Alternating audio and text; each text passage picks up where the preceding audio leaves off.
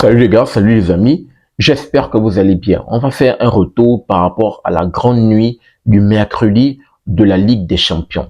L'ultime et dernière journée, la 8e journée, on a pu voir les matchs en simultané et on connaît jusqu'à présent le top 8 qui se dirige automatiquement pour les huitièmes de finale de cette Ligue des Champions, qui doit d'abord jouer les matchs de barrage des 16e de finale, qui est éliminé malheureusement de le côté de Marseille. Marseille jusqu'au bout attendait la rencontre face au Benfica au Real Madrid, le Benfica qui menait 3 buts à 2, je pense, 3 buts à 2, le Benfica qui était éliminé. Il fallait un but de plus pour que le Benfica se qualifie, et puisqu'on savait qu'au niveau du goal average, on va voir ça rapidement tout de suite lorsqu'on fera le point par rapport au classement, il fallait juste que le Benfica gagne 2 buts pour se qualifier. Et de l'autre côté, Marseille également, c'était un peu plus compliqué. Marseille, je pense, qui a perdu également. Donc, c'était compliqué pour les Marseillais qui se retrouvent là à la 25e place. Significatif d'être éliminés. C'est incroyable pour les Marseillais. C'est la douche froide. Et de l'autre côté, c'est le gardien du côté de Benfica, historique, qui va mettre ce beau but de la tête pour venir donner la qualification de cette équipe de Benfica pour les matchs de barrage, mais également l'élimination du Real Madrid qui sort du top 8 pour jouer les matchs de barrage. On va en parler rapidement par rapport à cela. Mais bien avant, faisons d'abord le point pour voir qu'est-ce que ça donne au niveau du classement. On a à la première place Arsenal, il faut le dire. Arsenal a maintenu quand même son statut de premier et maintient évidemment son statut de meilleure équipe quand même dans cette Ligue des Champions, avec son dauphin le Bayern, bien sûr. De l'autre côté, on a les Reds de Liverpool qui sont juste là, avec les Spurs de Tottenham. Barcelone qui s'invite, bien sûr, après sa victoire face à Copenhague, qui s'invite, eux qui étaient normalement hors du top 8 avant l'ultime journée, mais avec le match nul de leurs concurrents directs, c'est-à-dire le Paris Saint-Germain Newcastle, qui sont accrochés. De l'autre côté, également, ils avaient un autre concurrent qui était direct là, vu qu'ils ont également joué Chelsea. Bon, Chelsea s'est imposé, donc ça pouvait aller. On savait que par rapport à les deux concurrents directs, forcément, un allait tomber. Les deux sont tombés, il faut le dire.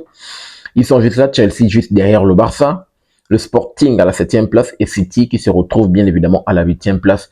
City, ouf de soulagement, bien évidemment, qui évite les deux matchs de barrage.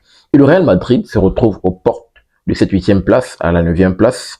L'Inter 10e, Paris Saint-Germain 11e, Newcastle, Juventus, Atlético de Madrid, Atalanta, Leverkusen, Bayern, le Dortmund, Olympiakos, Bruges, Galatasaray, Monaco, Karabakh, Bodø/Glimt et le Benfica. Et malheureusement, Marseille qui est là à la 25e place. On peut voir des équipes comme le Naples qui sont éliminés, l'Ajax quand même, Villarreal, c'est incroyable. Avant-dernière place, incroyable pour Villarreal, bien évidemment, quand même, qui est une très bonne équipe du côté de l'Espagne. Donc, rapidement, voici le point, ce que ça donne. Lorsqu'on essaie de checker au niveau du tableau, on attend bien évidemment le tirage au sort pour savoir les différentes rencontres. Lorsqu'on essaie de checker au niveau du tableau, c'est comme ça que ça se présente, bien évidemment. Pour les matchs des affrontements de barrage, on peut avoir des rencontres entre l'Inter qui peut affronter le Benfica ou Bodø/Glimt, même chose pour le Real qui peut affronter Benfica encore. Vous imaginez une dinguerie? Le Real qui affronte encore Benfica, José Mourinho, est-ce que ça peut être encore une douche froide si le Real Madrid se fait encore éliminer par José Mourinho? Le retour de José Mourinho du côté de Santiago Bernabéu, ou du moins le Real peut également affronter Bodø/Glimt. S'ils affrontent Bodø/Glimt, je pense que c'est quand même un adversaire à leur portée. On peut également avoir un duel 100% français entre Paris Saint-Germain et Monaco. On l'avait eu la décision précédente, Paris Saint-Germain-Brest. Ils avaient largement battu Brest. Et là, on peut encore avoir un duel 100% français où le Paris Saint-Germain peut également affronter, je pense que c'est qui? Ça doit être Galatasaray ou Bodø/Glimt. Le logo là, c'est qui? Karabakh plutôt. Ils peuvent également affronter Karabakh. Je pense que ce sont des adversaires à la portée du Paris Saint-Germain. Même chose pour Newcastle qui peut également affronter Karabakh ou Monaco. La Juventus et l'Atlético de Madrid qui se retrouvent également barragés peuvent affronter soit l'Olympiakos ou bien le club Bruges. Même chose pour l'autre côté, on a l'Atalanta de Bergame et le Bayer Leverkusen qui peut affronter soit Olympiakos, soit Dortmund. Donc il faut le dire quand même, pour ces matchs de barrage, il y a quand même des équipes, on va dire, c'est quand même assez hypant. C'est quand même assez hypant parce qu'on a quand même, on se retrouve quand même avec des équipes quand même qui ont un bon niveau. L'Inter, le Real, le Paris, Newcastle, Juventus, Atlético, Bayer Leverkusen, Atlanta, Dortmund, Monaco. quand même des équipes avec Benfica, des équipes assez intéressantes. Donc, on va assister au match de barrage quand même assez tendu avec des équipes assez intéressantes. Et lorsqu'on essaie de checker au niveau du classement, ce que ça donne, au niveau du tableau, si le Paris Saint-Germain se trouve du même côté que cette équipe du Barça, on peut avoir en huitième de finale un choc entre Paris-Barça, incroyable. Les équipes étaient déjà affrontées dans cette phase de ligue. Paris avait battu le Barça, ça peut être incroyable. Ou le Paris peut affronter Chelsea. Du moins, on va assister à un huitième de finale assez tendu. Quel que soit l'adversaire, Paris aura un adversaire costaud, soit c'est le Barça, soit Chelsea. De l'autre côté, en parlant de la Juventus et de l'Atlético, ils ont bien sûr les deux clubs anglais, soit les Spurs de Tottenham, soit les Reds de Liverpool. Et le Real Madrid va sans doute prendre en compte, pour encore avoir un remake, il faut le dire, ces derniers temps, pour la Ligue des Champions, le Real et City ont l'habitude de se retrouver. Ça ne va en aucun cas m'étonner si les deux équipes se rencontrent encore une fois de plus.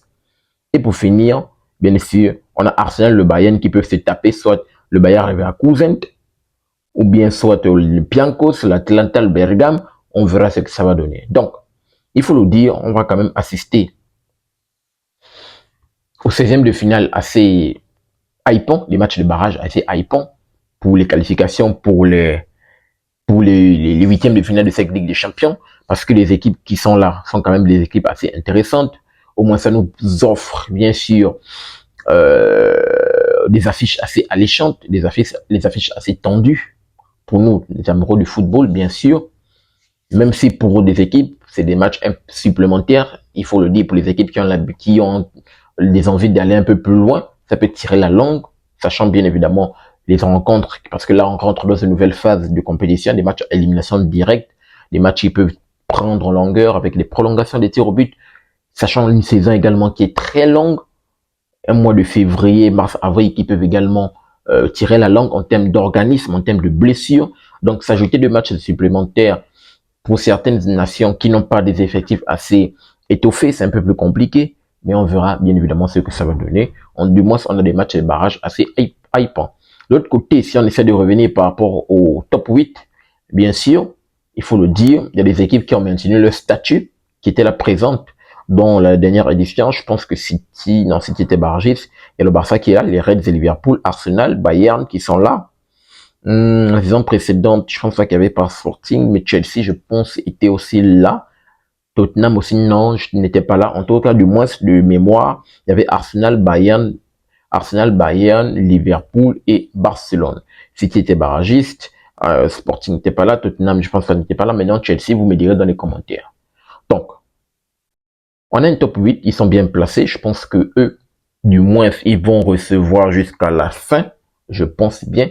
Ils vont recevoir jusqu'à la fin, ou bien moins après, ça va changer en fonction du tirage. En tout cas, bien sûr, on a assisté à une ultime journée de cette Ligue des Champions vraiment mouvementée, où les équipes, de temps en temps,